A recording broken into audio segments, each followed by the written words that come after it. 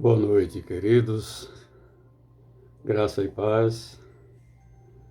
Mais uma vez, neste domingo, nos reunindo na presença do Senhor para mais um culto de adoração, de louvor e de proclamação da Sua palavra. Estamos terminando este domingo, que é o início de mais uma semana, pedindo ao Senhor que nos abençoe em todo o transcorrer da mesma, que a gente possa ter dele a sabedoria para vivermos cada dia segundo a sua vontade. Graça e paz, em nome do Senhor Jesus Cristo. Eu gostaria de refletir com vocês hoje no livro do profeta Ezequiel, no capítulo 33, verso 11. Deus quer que todos se salvem. Diz-lhe: Vivo eu, diz o Senhor Deus, que não tenho prazer na morte do ímpio, mas que o ímpio se converta do seu caminho e viva. E ele vai mais adiante e diz: Convertei-vos. Sim, convertei-vos. Esse era o desejo do Senhor. E esse versículo no livro do profeta Ezequiel, no Antigo Testamento, nos apresenta um Deus cheio de graça e cheio de amor, porque ele está dizendo que não tem prazer na morte do ímpio. Em outras palavras, Deus quer que todos pecadores se salvem. As Escrituras Sagradas afirmam que Deus é santo e quer para si um povo santo, que significa separado para ele. Sendo um Deus santo, ele tem que julgar o pecador. Deus é amor, mas é justiça também, e a sua coroa da criação caiu em pecado. Então ele tem que julgar o pecador, que é aquele que transgride as suas leis, os seus mandamentos, e que precisa dar uma meia volta arrependendo-se dos seus pecados, porque para Deus, a sua graça e na sua misericórdia, quando este se arrepende, é como se voltasse e se deixasse ser abraçado como seu filho. Por quê? Porque ele, Deus, já elaborou um projeto que mostra o que se deve fazer para receber a salvação. Da parte de Deus, há um chamado. Seu Filho Jesus Cristo veio para esse fim, buscar e salvar o que se encontra perdido. Mas ele também faz um convite, que é sem dúvida também um chamado, quando ele diz assim: Vinde a mim, todos vós que estáis cansados e oprimidos, e eu vos aliviarei. Tomai sobre vós o meu jugo, e aprendei de mim, que sou manso e humilde de coração, e encontrareis descanso para as vossas almas. Porque o meu jugo é suave, e o meu fardo é leve. Mateus 11, de 28 a 30. E a Bíblia, de uma forma muito compreensível para o nosso entendimento, diz que o Senhor olhou desde os céus para os filhos dos homens, para ver se havia algum que tivesse entendimento e buscasse a Deus. Salmo 14, 2. O que será que ele viu quando olhou dos céus? Que panorama se estampou aos seus olhos? Será que foi uma coisa boa que alegrou o seu coração? Será que ele viu retidão nas suas atitudes? Pessoas com bons pensamentos, de boa índole, prestando um culto a Deus, ao Deus verdadeiro, um povo temente a Ele e não dado às paixões do mundo? A sua palavra nos diz que a visão que ele teve dessa pesquisa não foi agradável aos seus olhos. Muito pelo contrário. Caiu no seu desagrado, um povo reprovado e prestes a ter um final infeliz, No Salmo 14:3, diz assim: desviaram-se todos e juntamente se fizeram imundos, não há quem faça o bem, não há sequer um. Essa é a palavra do desagrado e da visão que Deus teve quando olhou para o mundo. Por causa disso, o chamado se direciona para todos, sem exceção. E o apóstolo Paulo afirma que todos pecaram e destituídos estão da glória de Deus, Romanos 3:23. Eu me lembro que, lendo a palavra, a gente vê a história do dilúvio. Nós encontramos duas cidades que estavam no jugo da servidão, Sodoma e Gomorra. As pessoas faziam tudo ao contrário do que Deus ensinou em seus mandamentos. Deus chamou a Noé, considerado por ele um homem justo, íntegro, temente a ele. Ele disse que iria acabar com o mundo através de um dilúvio, e o fez. Foi ignorado durante todo o tempo em que esteve construindo a arca. Foi chamado de velho gagá, de louco, de maluco, mas ele não se intimidava com nada disso. Sabe por quê? Porque ele estava cumprindo as ordens do seu Deus, que estava em desagrado com as atitudes, com a forma como o povo estava vivendo. É fato que todos morreram, mas Deus fez um voto com Noé: não mais destruir o mundo com água, e poria no firmamento um arco, símbolo da sua aliança. Todas as vezes que aquele arco aparecesse no firmamento, seria o sinal de que a sua aliança permanecia viva, e isso se dá até hoje. Se dá até hoje. Entretanto, o tempo foi passando, a terra sendo povoada, as novas gerações dos filhos de Noé, e o povo começou a desagradar a Deus novamente. E o Salmo 103 diz que Deus conhece a nossa estrutura e sabe que somos pó. E, na verdade, era o pó novamente empesteando o mundo. No Salmo 14:3, nós lemos o desagrado dele. Ora, se ele disse que não há quem faça o bem, como consideramos aquelas pessoas que gostam de praticar a solidariedade humana? Aquelas que se comprazem em ajudar os necessitados, da fome, aos que estão no relento nas madrugadas, aqueles homens e mulheres que se prontificam a irem para uma guerra como voluntários e se envolvem de corpo e alma em projetos de assistência nas enfermarias. Como se pode entender Deus, que é justo, Salvador, afirmar que não há quem faça o bem, que não há um sequer que seja justo? Nós podemos responder a essa questão afirmando que não há no mundo nenhuma atividade de cunho social, humanitária, que seja capaz de redimir os pecados do homem. E é bom também entender que nem os atos mais nobres, feitos com as melhores intenções, de sentimentos puros pelo homem, pecador em seus pecados, poderão salvar o homem dos seus pecados. Paulo afirma que pela graça sois salvos por meio da fé, e isso não vem de vós, é dom de Deus, não vem das obras para que ninguém se glorie. Efésios 2:8. Mas você pode dizer: mas o apóstolo Tiago, em sua carta, diz que a fé sem obras é morta. Tiago 2:26. A Bíblia diz que a fé sem obras é morta porque a verdadeira fé salvadora produz uma mudança na vida de quem crê. A velha vida não pode continuar.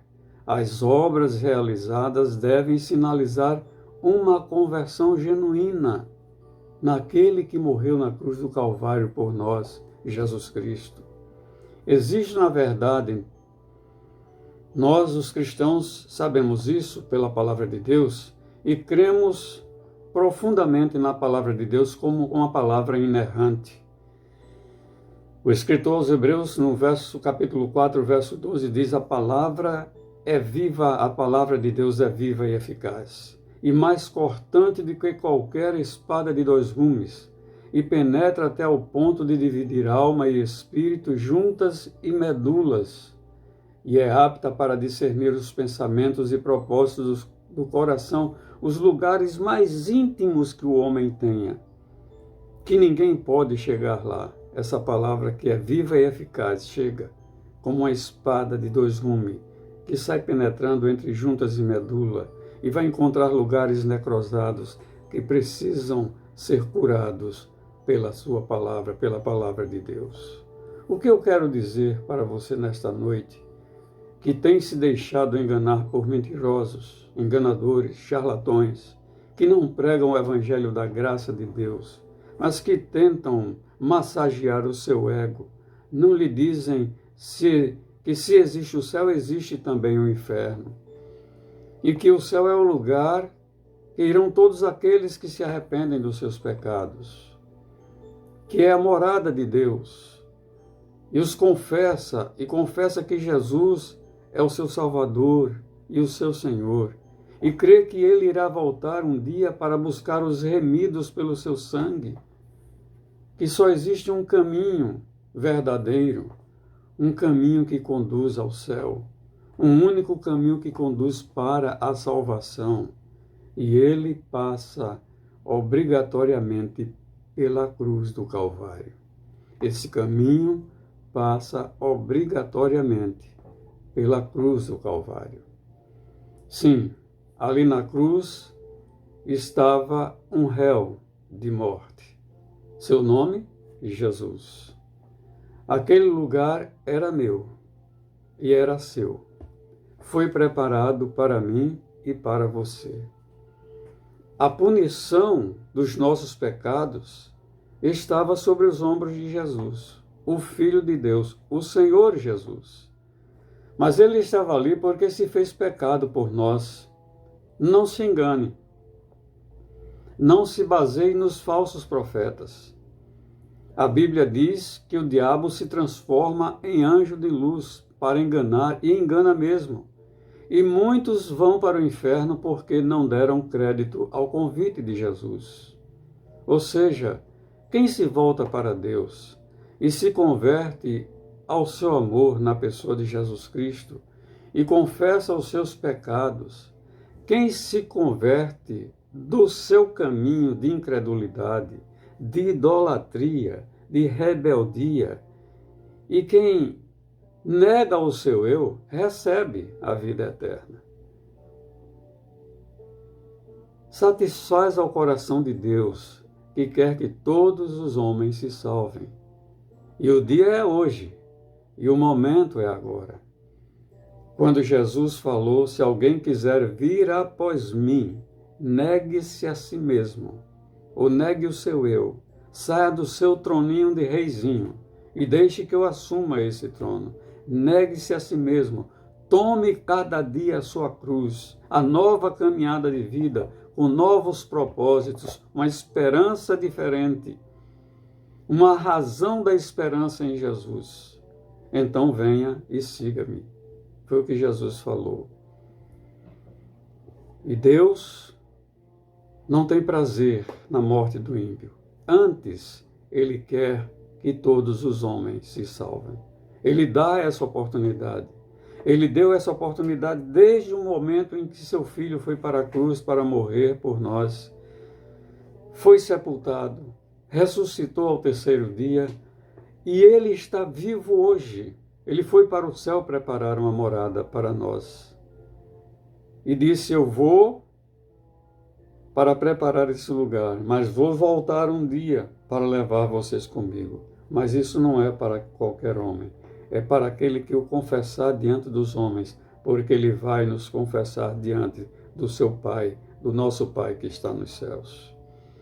Então pense bem nisso. Você faz parte daquele que o Senhor deseja salvar através de Jesus. Converta-se ao amor de Deus na pessoa de Jesus Cristo, que é a maior prova do seu amor, quando nós ainda éramos pecadores. Creia em Deus, creia também em mim, disse Jesus. Na casa de meu Pai há muitas moradas. Se converta do seu caminho, porque eu sou o caminho, a verdade e a vida. Ninguém vem ao Pai senão por mim. Que Ele nos abençoe, que Ele lhes abençoe. Em nome de Jesus. Amém e amém. Vamos orar, queridos. Querido Pai do céu, obrigado porque acordamos. Nós fomos dormir ontem. Podemos ter as nossas forças renovadas, mentais, físicas, e acordamos hoje para viver mais um dia na Tua presença. Melhor ainda, começando, refletindo sobre a Tua palavra. E nós te agradecemos por este privilégio de proclamarmos, de refletirmos na Tua palavra, que é lâmpada para os nossos pés e luz para o nosso caminho. E nesta noite, ó Deus, eu quero te agradecer pela oportunidade de encerrarmos este dia conversando com o Senhor e proclamando o Teu nome, te adorando em espírito e em verdade.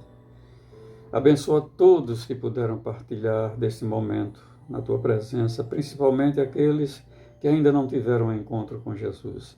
Que hoje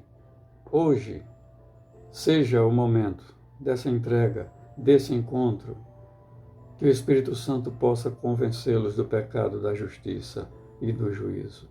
Nos dá uma noite de paz, uma noite de descanso, nos dá Teu livramento, livra o Teu povo, ó Deus, prepara-nos para melhor Te servir. Nós oramos, agradecidos, em nome de Jesus, em nome de Jesus. Amém e amém.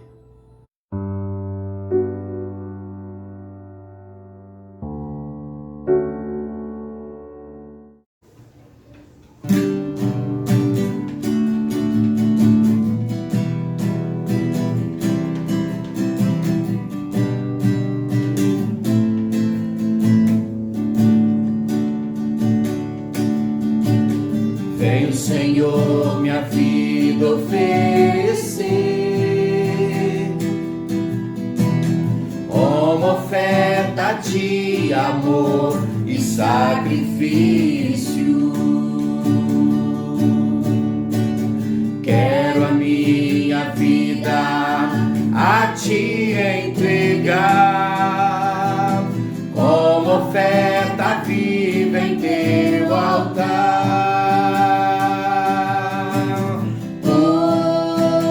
Pra Te adorar foi que eu nasci. Cumpre em mim o Teu querer, faça o que está em Teu coração, e que a cada dia eu queira mais e mais estar ao Teu lado, Senhor. Pois pra Te adorar foi que eu nasci.